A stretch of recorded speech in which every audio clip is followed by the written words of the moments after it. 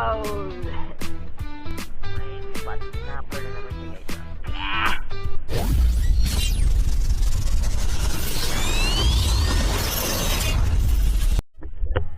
Alright, good evening guys and welcome back to my channel and welcome to another episode of Night Spur Fishing Adventure na naman to guys. Kasama pa rin natin si Pero Arben.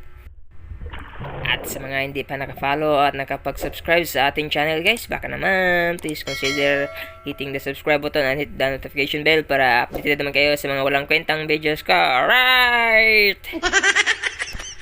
Abante na tayo. Unang huli natin. Ayan, danggit. Piti, kisi-kisi. Bungkag bahaw. Shush! Unang tuhog natin guys. So dito, isang katambak. Lumoblob sa may buhangin. Buti na lang napansin ko guys. Kaya, tuhog yan. Good size na rin to guys. Kukunin natin ang pwedeng maulam. Hindi na tayo mamimili guys. So ito, isang good size na ubod. Ang laki. Ayan, tinamaan guys. Kaso nakawala. Ayay, nakawala. Pero hindi yan makakatakas guys. Hahabulin natin yan. So dito, second attempt natin. Tuhog. Kumbate. Tinamaan guys, kaso nakawala ulit. Ang lakas talaga. Hahabulin na naman natin to guys. Sayang pang nakawala. Good size na to guys. Pwede ito ibenta, pwede na rin to iulam. So dito, ayan, huminto na. Eto, sigurado na to. Ayan, nawasak na yung ulo niya. Hinawakan ko na guys para mas secured.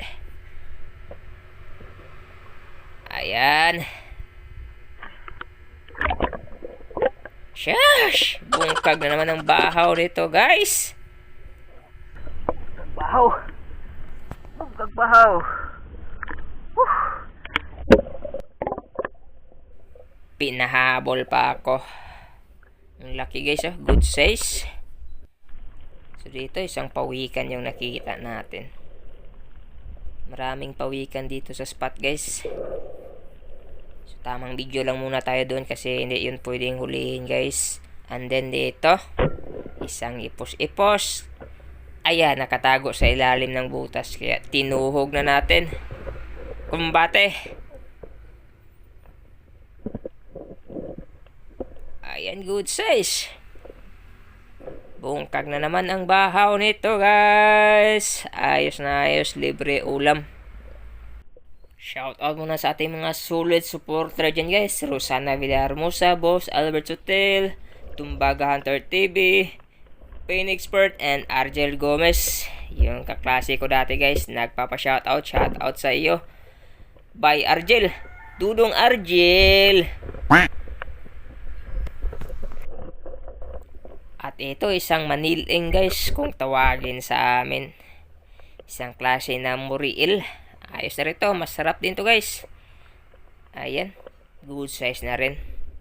Pangdagdag sa ating pangulam. So dito, another ipos-ipos. Okay.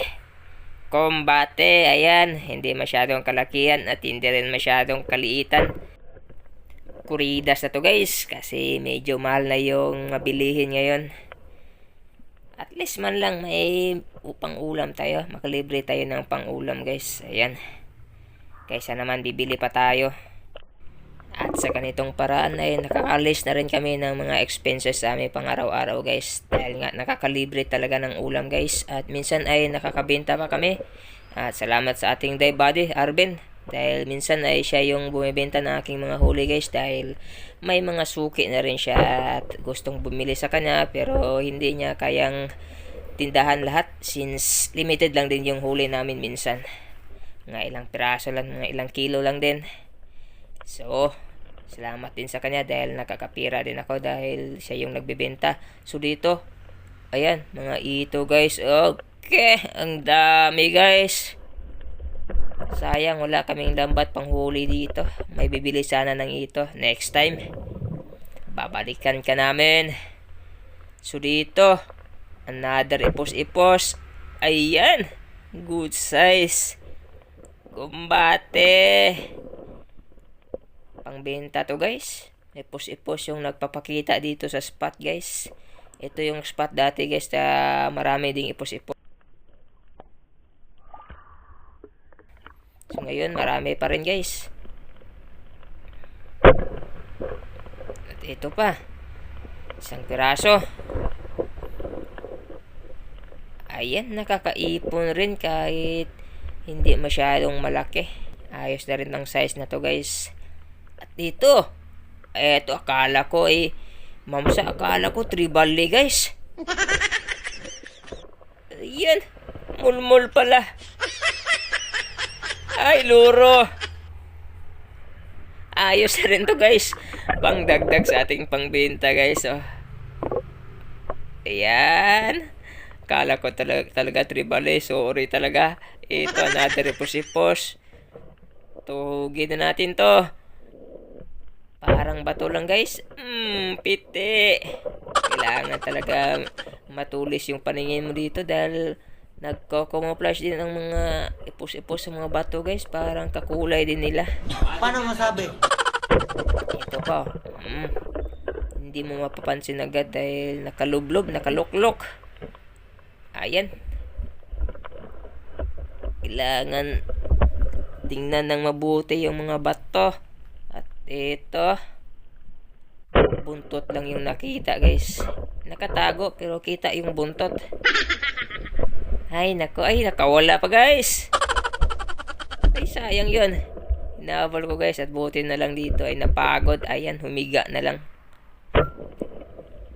Tohog. Kumbate.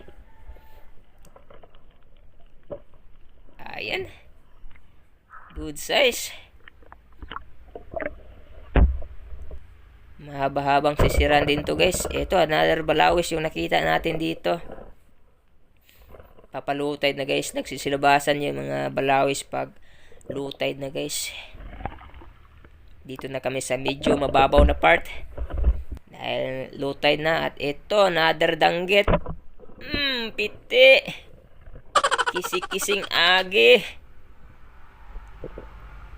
Ayan guys. Parang ayaw na naming umuwi dito dahil sunod-sunod yung mga danggit na nakita namin dito guys. Kaso na nga lang lubat yung mga flashlight namin. Ito pa, ito good size oh. Ang lapad, ito yung pinakamalapad na nahuli ko ngayon. Na danggit. Ingat-ingat din pag ganito yung pinapana natin guys dahil masakit din ang tinik nito guys. Abot hanggang kilikili. So dito nakatuhog din si Arvin guys. So ayan, barbecue din. Ayan. Kumbate. Nakachamba kami ngayon guys. Pero ilang oras din yung sisira namin guys. Yung mga huli natin guys. Ayos na ayos. Ito yung gusto kong tingnan sa king stringer. Yung halos mapuno na. Daginot, Corridas, Kumbate, Shash! Yan good size yung ubod kanina guys. Ang laki guys. Nakakarami pero kailangan mong sipagan talaga. Isipin nyo yun. 8 PM kami nag-start tapos nauwi kami ng almost 3 AM in the morning na guys. Kailangan matibay sikmura dito. So ayan na nga, umahaw na kami. Okay. Titanic. Yan. Ayos, worth it na worth it yung sipag namin at sakripisyo sa pagsisid. Guys, malamig yung dagat pero worth it pa rin. Yan, pause na nga yung boses natin dito kasi sisid. Pero ayos lang. May blessings. Ayan, huli ni Spiro Arben. Nakarami din si Spiro Arben. Nakabenta din siya dito guys. May spot snapper na naman siya guys.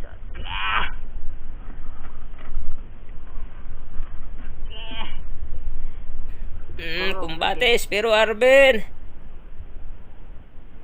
Di hukasan lang ng bugnaw kayo.